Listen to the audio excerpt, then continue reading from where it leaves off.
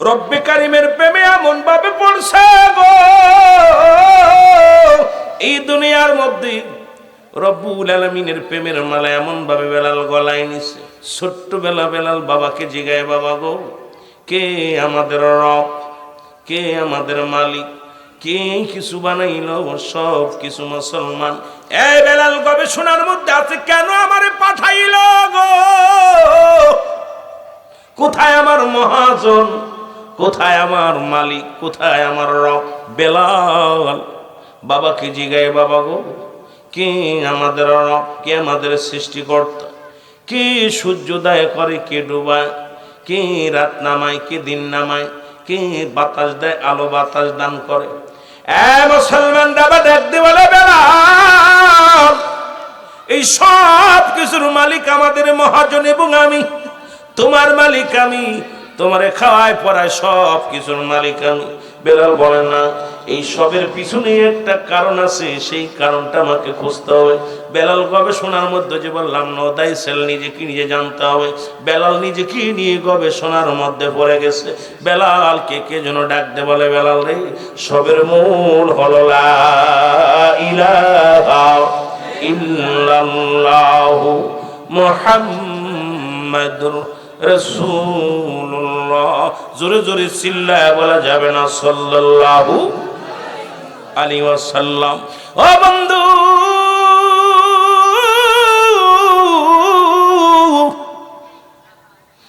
হযরত বেলাল ডাকতে বলে, বাবা, বাবা গো, নাই কোন ইলাহ আল্লাহ ছাড়া। এই কালেমা তো শুধু বেলালের নাই, এই কালেমাটা আপনার। এই কালেমা আদম থেকে শুরু করে আদম আলাইহিস সালাম বলেছে, লা ইলাহা ইল্লাল্লাহ, নাই কোন ইলাহ ইল্লাল্লাহু আল্লাহ ছাড়া। আদম শফিউল্লাহ, আল্লাহকে পার একমাত্র ঠিকানা হলো আমি আদম শফিউল্লাহ। লা ইলাহা ইল্লাল্লাহ, নাই কোন ইলাহ ইল্লাল্লাহু আল্লাহ ছাড়া। ঈসা রূহুল্লাহ, আমি ঈসা হলাম আল্লাহ পার একমাত্র ঠিকানা। লা ইলাহা ইল্লাল্লাহ, নাই কোন ইলাহ ইল্লাল্লাহু আল্লাহ ছাড়া। ও মুসলমান, মুসা কালিমুল্লাহ, আল্লাহকে পার একমাত্র ঠিকানা আমি কালিমুল্লাহ। লা ইলাহা ইল্লাল্লাহ, ইব্রাহিম খলিলুল্লাহ। লা ইলাহা ইল্লাল্লাহ, আমার নবী কই মুহাম্মাদুর রাসূলুল্লাহ সাল্লাল্লাহু আলাইহি ওয়াসাল্লাম। জোরে বলেন মারহাবা।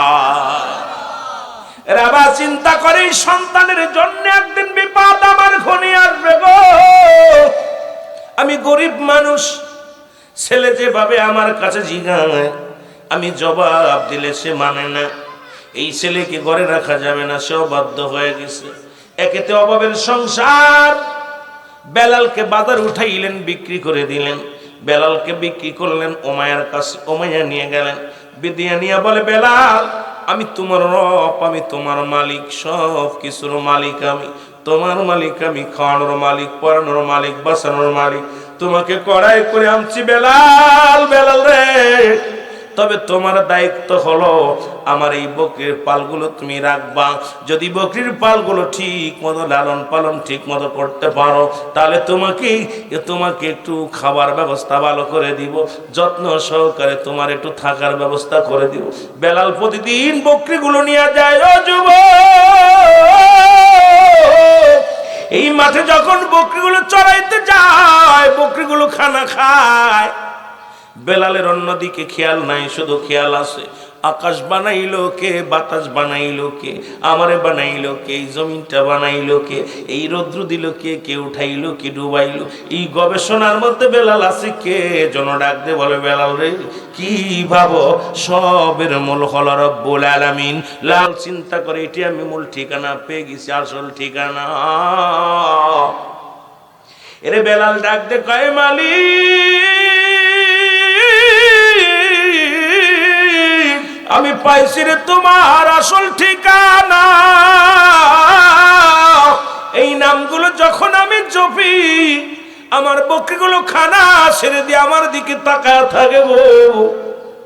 তার মানে আর বুঝতে পারি না, ওই পশুর মালিক আমার আল্লাহ, এই জমিনের মালিক আল্লাহ। খবর চলে গেল মায়ের কাছে, মাইয়া কি এক রাখাল আনছ গো? এই বনের ভিতর বইয়া শুধু কি একজন এক বাক্য পাঠ করেন, ওর বকরিগুলো খানা খায় না, আমাদের বকরিগুলোও খায় না। তবে বেলালের বকরিগুলো কোথাও দৌড়াদৌড়ি করে না, শুধু পাথরের মধ্যে চাটা দেয়, পেটটি ভরে যায়। ও মায়া দেখে রে বেলালের পশুগুলো অনেক তাজা তুজন বাজান হৃষ্ট হয়েছে। বেলালকে ডাক দে, বলে বেলাল রে, ও বেলাল, তোমার নামে একটা অভিযোগ রে বেলাল, তুমি নাকি কোন কবিতা পড়েছো, যে কবিতা শোনার জন্য পশুগুলো উৎপেতে বসে থাকে রে বেলাল। ওই বন যখন বনের জঙ্গলের যত পশুগুলো আসে রে বেলাল, তুমি যখন ওই বাক্যগুলো পড়ো, শুনছি সবাই তোমার দিকে দাবিত হয়। বেলালকে আমি কোনো বাক্য পড়ি নাই, আমি পড়েছি মধুর কালেমা, রব্বে কারিমের কালেমা। আমি বেলাল যখন পড়ি মনে শান্তি পায়, প্রাণে শান্তি পায়। আপনি কি জানেন না এটা কোনো বাক্য না, এটা মধুর কালেমা, লা ইলাহা ইল্লাল্লাহু মুহাম্মাদুর। এরে উমাইয়ার বুঝতে বাকি নাই, লা ইলাহা নাই করে ইলা ইল্লাল্লাহু কাল্লা সারা গো। মক্কা মদিনার মানুষেরা আরবি বোঝে রে, এ যুবক বন্ধুরা শোনো, লা ইলাহা নাই কোন ইলা ইল্লাল্লাহু কাল্লা সারা, মুহাম্মাদুর রাসূলুল্লাহ আল্লাহকে পার একমাত্র মাধ্যম বা ঠিকানা হলো রাহমাতাল লিল আলামিন। যেটা বলা যাবে না মারহাবা। উমাইয়া ডাক দে, কয় বেলাল রে, আমি তোমারে জিগাই তোমারে খাওয়াই কে? আল্লাহ। তোমারে বাসায় রাখছে কে? বলে আল্লাহ। বেলাল রে, তোর মালিক কে? কয় আমার আল্লাহ। বেলাল রে, কি বলতে চাস রে বেলাল? তুই কি ভুলে গেছিস আমি তোর মালিক? খাওয়াই তোরে আমি, বাসায় রাখছি রে বেলাল, সব কিছুর মালিক তো আমি। বেলাল বলে, হুজুর আমি জানতে চাই আপনার মালিক কে? আমার মালিক আমি। খাওয়াই কে? বলে আমার দামি খায়। বাসাই কে? আমার বাসা আমি বাসি। বেলাল কয়, না না, এই সব কিছুর মূল হলো আমার রব্বুল আলামিন। এই সব কিছু পাওয়ার জন্য একটা মাধ্যম, সেই ঠিকানা হলো নবী মুহাম্মদুর রাসূলুল্লাহ। জোরে জোরে চিল্লায় বলা যাবে না মারহাবা। ও যুবক বন্ধুরা শোনো গো, ও ভাই বলে বেলাল রে, কালেমা ছেড়ে দাও, এই বাক্যগুলো ছেড়ে দাও। যেহেতু তোমার মালিক আমি, তোমার রব আমি, হায়াত মৌতের মালিক আমি।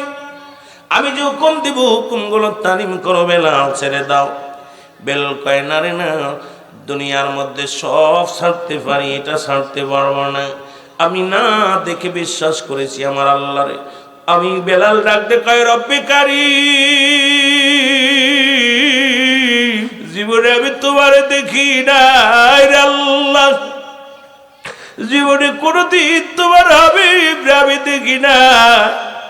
না দেখে আমি বেলাল বিশ্বাস করেছি আল্লাহ, এই জমিনটা তো আপনি চূর্ণ বিচ্ছিন্ন করে দিবেন আল্লাহ, এই জমিনের কিছু বলতে কিচ্ছু থাকবে না।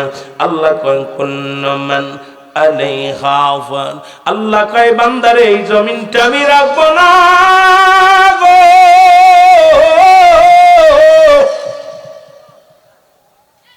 এই জমিনের মধ্যে যা কিছু আছে আমি আল্লাহর জন্য বিচ্ছিন্ন করে দিব। যুবক ভাইরা শোনো, আসমানের মধ্যে যা কিছু আছে আমার আল্লাহ কয়, আমার কথা নাই, রব্বে কারীমের কথা। কুল্লু মান আলাইহা ফান, জোরে জোরে চিল্লায় বলা যাবে না আল্লাহ। আল্লাহ কয় বান্দা এই জমিনটা আমি রাখবো না, এই জমিনের মধ্যে যত মাটি আছে সব মাটিগুলো পুড়ে তামা বানায় দিব। এই জমিনের মধ্যে যত পানি আছে সব পানিগুলো পুড়ে ছাই হয়ে যাবে। যেদিন কিচ্ছু বলতে কিচ্ছু থাকবে না, সেদিন থাকবে শুধু আমার আল্লাহ। আল্লাহ কয় সেদিন আমি থাকবো আমার নবীর ভালোবাসা নিয়ে। ও আমার যুবক ভাইরা, আমরাও থাকতে চাই আল্লাহর গোলামি এবং রাসূলের প্রেম নিয়ে। জোরে বলেন ঠিক কিনা? বেলাল ডাকতে বলে, উমাইয়া রে, আমি সব ছেড়ে দিতে পারি রে, এমনকি জীবনের মায়া ত্যাগ করে দিতে পারি, তবু এই বাক্যগুলো আমার জবান থেকে ছাড়ব না। যদি জীবনের মালিক আমার আল্লাহ, হায়াত মৌতের মালিক আমার আল্লাহ।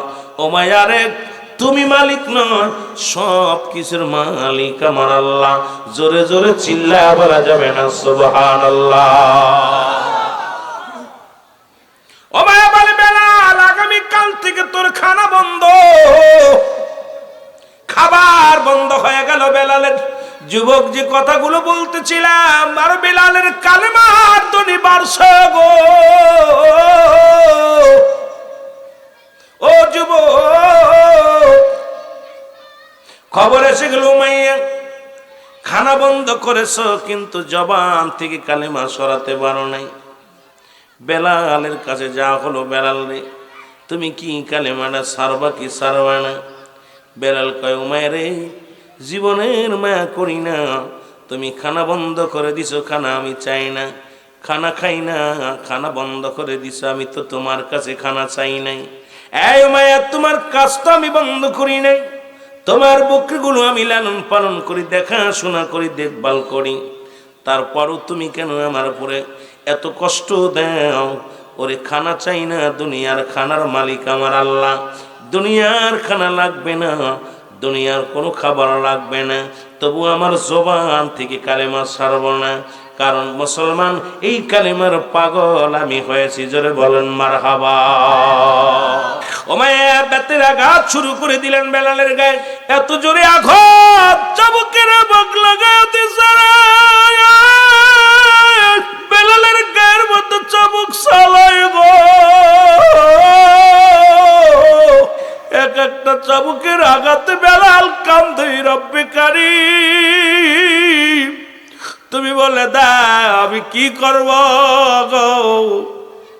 একমাত্র তুমি দিতে পারো আমার ঠিকানা, রব্বে কারীম আমার বলে দাও আমি কি করব?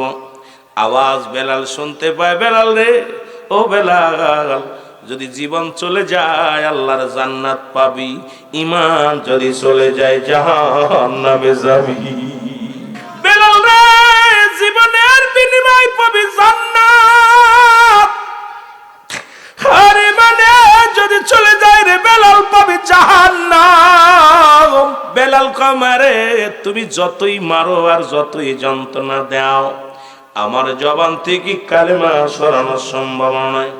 বেলাল রে এমন আঘাত করে জমিনের মধ্যে ফেলে রাখলো, উত্তপ্ত বালুর উপর দিয়ে মুসলমান সড়ক ঘোড়ার পিছে বান্দিয়া টানা হলো। বেলালের গায়ের চামড়া গুলো ছুলে গেছে, বেলালের গায়ের গোস্ত গুলো ক্ষত বিক্ষত হয়ে যায়।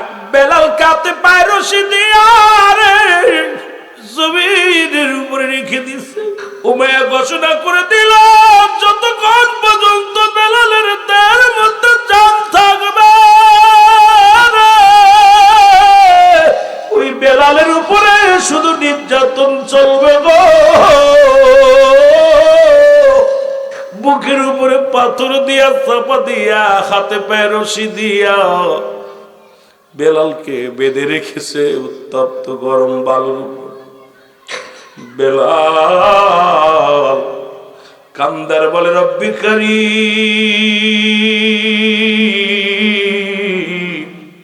জীবনে তোমার হাবিবরে দেখি নাই, জীবনে একবার তোমারে দেখি নাই রে আল্লাহ। আমি বেলাল না দেখে পাগল হয়ে গেছি, তুমি বলে দাও আমি করব কি? আওয়াজ আসে, বেলাল রে জীবনের মায়া করিস না, বেলাল রে এই দুনিয়াটা মুমিনের জন্য নয়, ইমানদারের জন্য না রে বেলাল, তোমার জন্য অপেক্ষা করছে আমার আল্লাহর সুন্দর সুন্দর জান্নাত। বেলাল আরো বসে শান্তি পায়, তৃপ্তি পায় মনে। ওই মহল্লার মধ্যে হযরত আবু বকর সিদ্দিক রাদিয়াল্লাহু তাআলা উনি এসেছিলেন তেজারতের কাজে, ব্যবসার কাজে। খবর শুনতে পাইলেন এখানে আশিক রাসূল অপরাধ তার কালেমা পড়া। এই কালেমা পড়ার কারণে তার উপরে কোন নির্যাতন, মানবিক নির্যাতন চালানো হয়েছে, এত নির্যাতন করা হয়েছে। সোনার বেলাল জমিনের মধ্যে পড়ে আছে, যায় যায় অবস্থা ভালো না। খবর শুনি হযরত আবু বকর সিদ্দিক রাদিয়াল্লাহু তাআলা আনহু এক দৌড়ে আসলেন। এসে দেখে রে বেলালের হাতে পায়ে রশি বাঁধা, জিহ্বার মধ্যে ফেরাক লাগানো।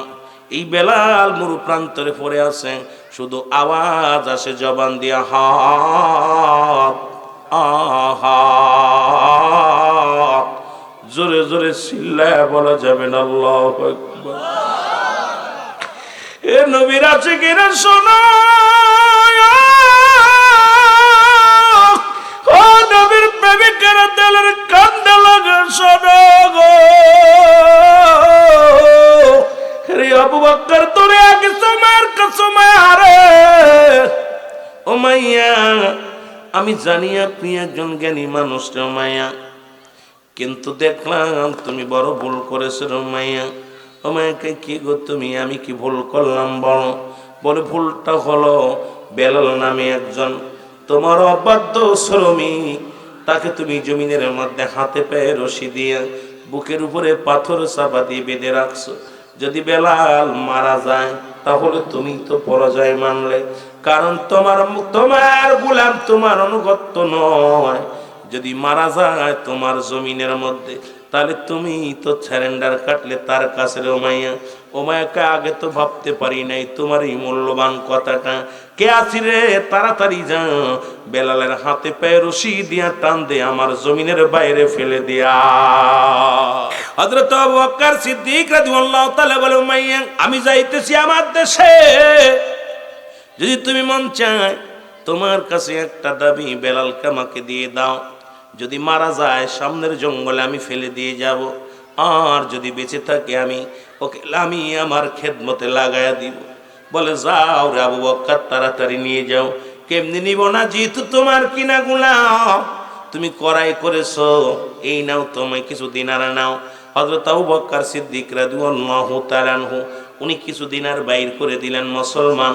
এবার অর্থ পাইয়া উমাইয়া দিয়ে দিলেন বেলালকে। ধরে আসলেন আবু বকর রাদিয়াল্লাহু তাআলা, এসে বেলালের হাতে পায়ের রশিগুলো খুলে দিলেন, বুকের উপর থেকে পাথরটা সরাইয়া দিলেন। জিহ্বা থেকে পেরেকটা খোলার সঙ্গে সঙ্গে বেলাল আওয়াজ দিয়ে চোখের পানিগুলো ছেড়ে বলে, লা ইলাহা ইল্লাল্লাহু মুহাম্মাদুর রাসূলুল্লাহ সাল্লাল্লাহু আলাইহি ওয়াসাল্লাম। হযরত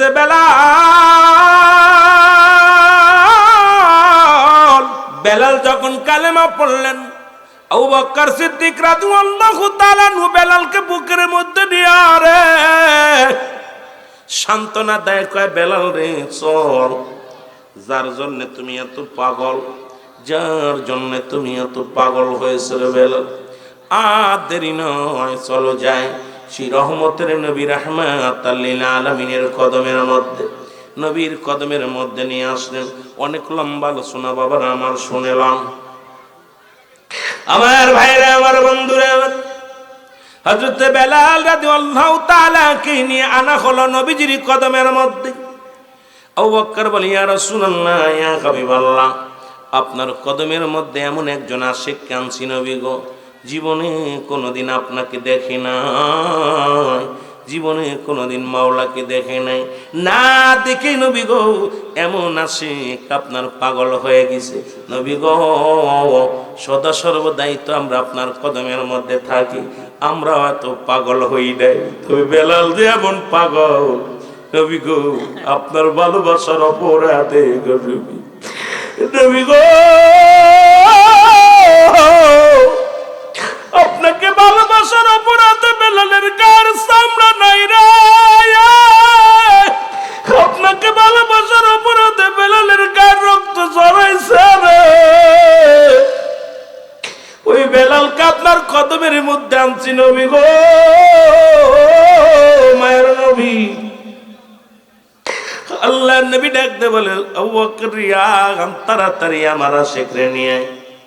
আশিক বেলালকে যখন আনা হলো, রাসূলের কদম মোবারকে নবীজি বুকের সঙ্গে টানতে দিছে। আমার নবী টানতে কয়, বেলাল আয়।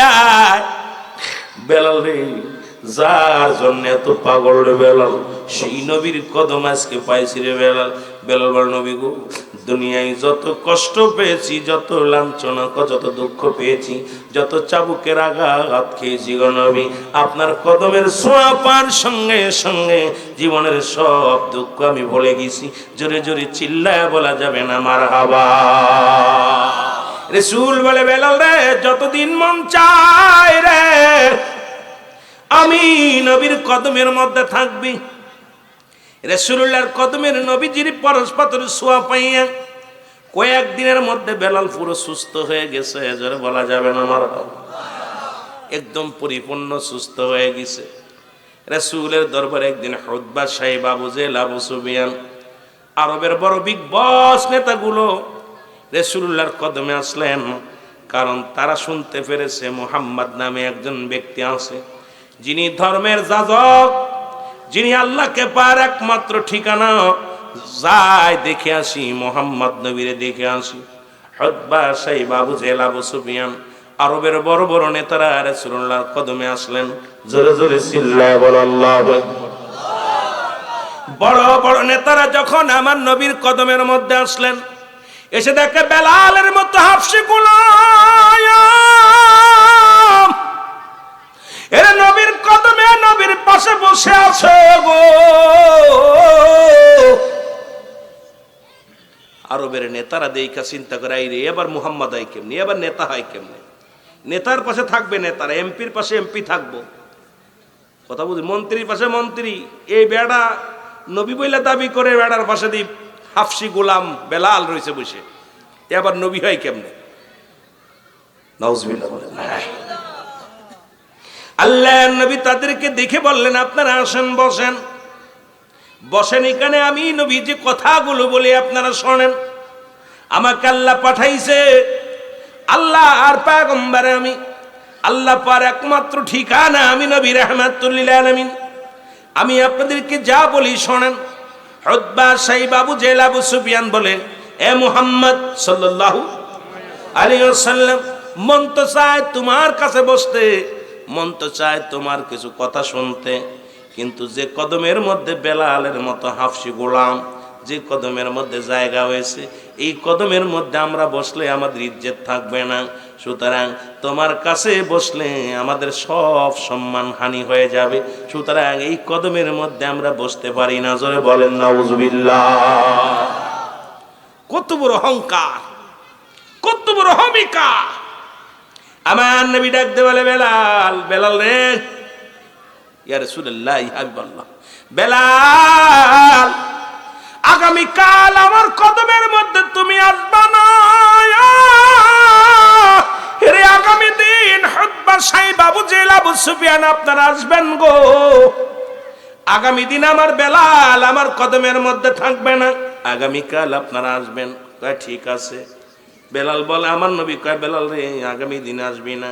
বেলাল কয়, ইয়া রাসূলুল্লাহ, ইয়া হাবিবাল্লাহ, কি শোনাইলেন? আমি নবী গো, আপনার কদম ছাড়াই একটা সেকেন্ডের জন্য বাঁচতে পারবো না। কারণ আপনি জানেন, উমাইয়া যত যন্ত্রণা দিয়েছিল সব যন্ত্রণা ভুলে গেছিলাম আপনার পরস্পরের ছোঁয়া পেয়ে। নবী গো, আপনার কদম মোবারক পেয়ে দুনিয়ার সব দুঃখ ভুলে গেছিলাম। ইয়া রাসূলুল্লাহ, ইয়া হাবিবাল্লাহ, আপনার কদম থেকে যদি আমি একটা সেকেন্ডের জন্য বাইর হয়ে যাই, আমি বেলাল আর ফিরে আসবো না, মারা যাবো আপনার শোকে। জোরে বলো আল্লাহু আকবার। বেলাল বলে, ইয়া রাসূলুল্লাহ, ইয়া হাবিবাল্লাহ, একদিন তো দূরের কথা নবী গো, একটা মুহূর্ত আপনার কদম ছাড়া আমি কিচ্ছু চাই না গো। রাসূল যখন বুঝাইলেন, বেলাল কাঁদতে কাঁদতে বাইর হয়ে গেলেন কামরা থেকে। আর ডাকতে বলে, রব্বে কারীম, মানুষের হাতে যদি হায়াত থাকতো, আমি বেলাল নিগ্রহ হাফসি গোলাম, আমারে কেউ হায়াত দিত না। ইয়া রাসূলুল্লাহ, ইয়া হাবিবাল্লাহ, নবী গো, মানুষের হাতে যদি আমার ঈমান থাকতো, দুনিয়ার কোনো মানুষ আমাদের ঈমান দিত না। যদি হায়াত যদি বড় লোকের হাতে থাকতো, তাহলে বাজান কিনে কিনে ঘর ভরে ভরে রাখতো হায়াতগুলো, ওদের আব্বা মার মরণ হতো না। জোরে বলেন ঠিক কিনা? যেমনি গরিব মানুষ আমরা, দিন মজুরি মানুষ, কত কষ্ট করি, ধনীরা গুদামজাত করে মালগুলো রেখে দিছে, দামের সময় বিক্রি করে। যদি হায়াত যদি মানুষের হাতে থাকতো, আমার দেশের এমপি মন্ত্রীরা যেভাবে টাকা পাচার করছে বিদেশের জমিনে, এই রকম আমাদের হায়াতগুলো কিনে কিনে বিদেশের সুইস ব্যাংকে রেখে দিত। জোরে বলেন ঠিক কিনা? আমার দেশের কত ধনী নিজের দেশের সম্পদ পাচার করে বিদেশে পাচার করে দিছে। আমার দেশের গরিব মানুষগুলো অনাহারে আছে, একবারও তাদের মায়া লাগে না। আল্লাহর আদালতে কি জবাব দিবি? এই বাংলাদেশের মানুষের মুখের আহার কেড়ে নিয়া অন্য মানুষের মুখে দিয়া দিস। আল্লাহর কসম করে বলি, আল্লাহর আদালতে জবাব দেওয়ার মতো সেদিন ক্ষমতা থাকবে না। ধরে বলেন ঠিক কিনা? বেলাল ডাকতে বলে, নবী গো, মায়ার নবী, এর মানুষের হাতে যদি ঈমান থাকতো, আমি বেলালের দুনিয়ার কেউ হায়াত ঈমান দিত না। মানুষের হাতে যদি হায়াত থাকতো গো, এই দুনিয়ার কোন মানুষ আমারে হায়াত দিত না। নবী গো, মায়ের নবী, আমি যে আপনার কদম ছাড়া বাঁচতে পারবো না, আমি হাফসি গোলাম, নিগ্রো গোলাম, এই কারণে নবী গো, আপনার কদমের মধ্যে আমার জায়গা হলো না। কানতে কানতে রওনা দিছে। আমার আল্লাহ বলে, জিবরিল তাড়াতাড়ি যাও, আমার হাবিবরে ডাক দে, বলো আমার হুতবা লাগবে না, সাইবা লাগবে না, আবু সুফিয়ান আবু লাহাবের লাগবে না, আমার বেলালের চোখের পানি আমি রব্বে কারিম সইতে পারি না, তাড়াতাড়ি যাও, আমার বেলালকে যেন আমার হাবিব জলদি করে ডাক দিয়ে নিয়ে আসে, কারণ বেলালের চোখের পানি জমিনের মধ্যে পড়ছে, আমি রব্বে কারিম সহ্য করতে পারি নাই। জোরে বলেন মারহাবা। রব্বুল আলামিন ডাক দিয়ে বলেন, জিবরিল তাড়াতাড়ি যাও যাও। জিবরিল আমিন এসে বলি, ইয়া রাসূলুল্লাহ, ইয়া হাবিবাল্লাহ, বেলাল তো কাঁদতে কাঁদতে রওনা হয়ে গেছে। নবী গো, বেলালকে যদি তাড়াতাড়ি ডাক না দেন, বেলাল কিন্তু হার্ট ফেল করে মারা যাবে। নবী গো, রব্বুল আলামিন আমারে খবর দিতে বলেছে, আমার আল্লাহ বলছে হুতবা সাইবা আবু জেহেল আবু সুফিয়ান লাগবে না, আমার রব্বুল আলামিন বেলালকে এত ভালোবাসে গো আমার আল্লাহ, তাড়াতাড়ি বেলালকে ডাক দে, আপনার কদমের মধ্যে আনতে বলেছে। জোরে বলেন সুবহানাল্লাহ। আমার নবী ডাক দে বলে, বেলাল, বেলাল রে, আয় রে বেলাল, জীবনে আর কোনোদিন তোর আমার কদম থেকে যাওয়া লাগবে না রে বেলাল। আরে আমার হুতবা সাইবা আবু জেহেল আবু সুফিয়ান কারোর লাগবে না। বেলাল রে, আয় আয়, আমি নবীর কদমের মধ্যেই তোরে জায়গা করে দিলাম। এর নবীর প্রেমে জীবন গড় তোমরা, নবীর প্রেমে জীবন গড়, নসিব কর মদিনা, নবীজিকে না দেখাইয়া কবরে ডাক দিও না, বল নবীজিকে। জান্নাতের বাগানে শুধু নিয়ত করে রওনা দেওয়ার কারণে গো, আপনার আমার জীবনের সগীরা গুনাহগুলো মাফ হয়ে গেল।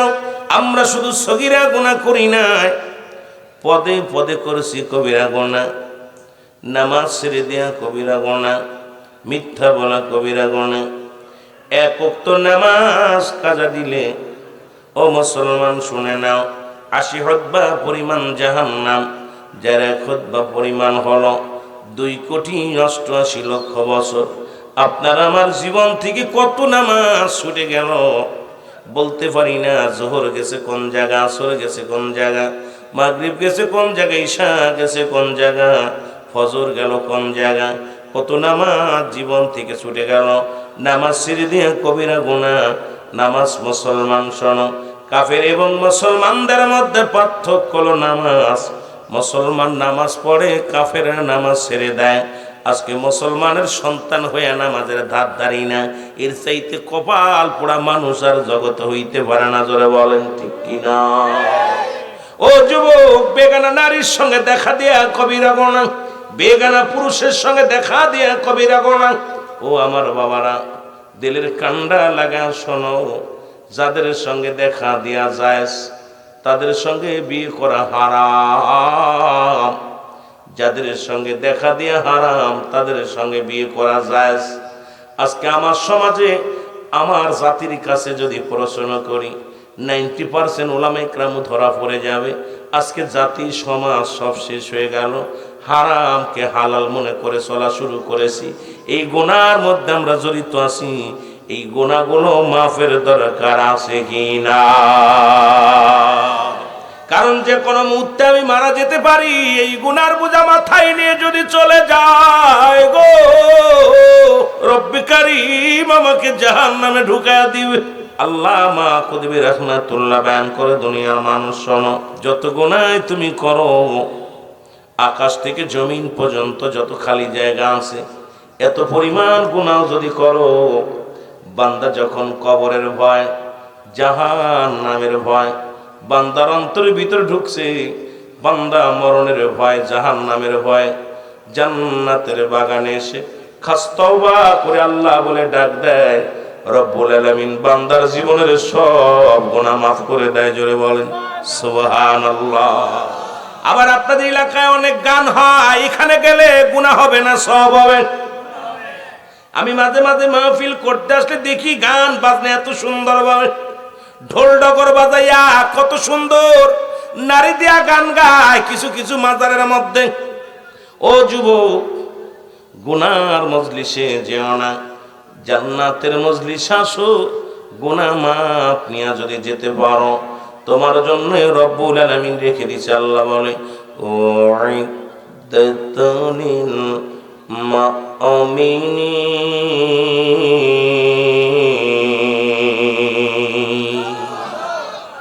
আল্লাহ বলেন মুমিনদের জন্য, মুত্তাকিনদের জন্য আমি রব্বে কারীম প্রস্তুতি করে রাখছি গো। একটা নয়, দুটি নয়, 8টা জান্নাত। জোরে বলেন মারহাবা। কয়টা জান্নাত? নবী লাগবে কবরে, নবী লাগবে মিজানে, নবী লাগবে ফুলসিরাতে গো, নবী লাগবে ইয়াউমাল কিয়ামতের ময়দানে। নবী বিনে কোনো বান্ধব নাই, নবী বিনে কোনো দরদি নাই, নবী বিনে কোনো উপায় নাই, কোনো গতি নাই। এই জন্য নবী কয়, হায়াতি খায়রুল লাকুম, আমার হায়াতের জিন্দেগিটা হলো আমার উম্মতের জন্য কল্যাণ স্বরূপ। জোরে বলা যাবে না মারহাবা। ও যুবক, দিলের কান্ডা লাগা শোনো গো, রাসূল বলেন, আমি নবী দুনিয়ার মধ্যে আগমন করেছি আমার উম্মতের কল্যাণের জন্য। রাসূল বলে, আমাকে আল্লাহ দুনিয়ায় পাঠাইল আমার উম্মতের কল্যাণের জন্য। আমার আপনার নবী রাহমাতাল লিল আলামিন, নবী উম্মতেরা রে, আমি নবী তোমাদের সঙ্গে চলাফেরা করেছি, আমি নবী তোমাদের সঙ্গে কথাবার্তা বলতে পেরেছি, এই জন্য আমার উম্মতের জীবন ধন্য। জোরে বলেন মারহাবা। আবার নবী কয়, ও দুনিয়ার মানুষ শোনো,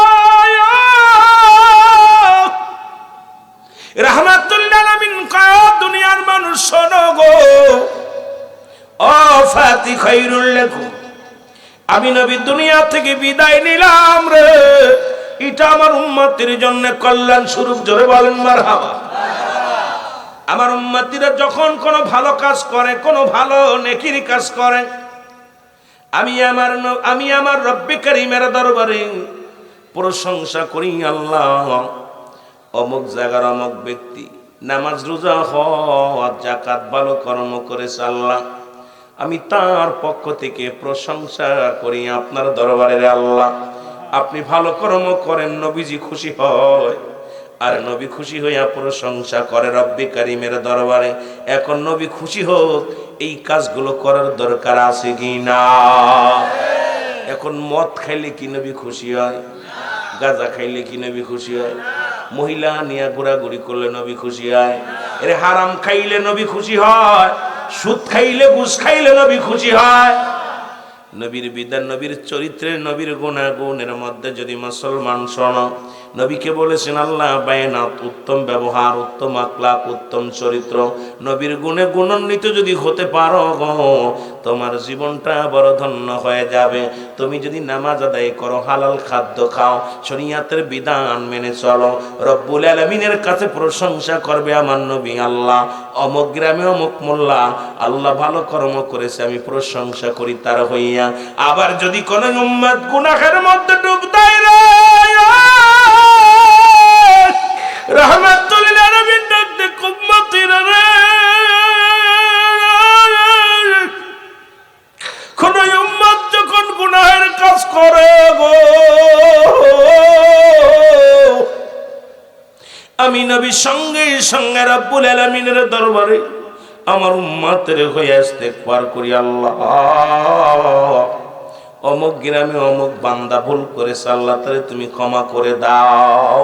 অন্যায় করে ছেলে মাফ চায় বাবায়, অন্যায় করে গ্রামের ছেলে মাফ চাই চেয়ারম্যান মেম্বার যাইয়া, এমন নবীর উম্মত হইলাম, ভুল করি আমি ক্ষমা চাই আমার নবী, এই নবীর পক্ষে থাকার দরকার আছে কি না?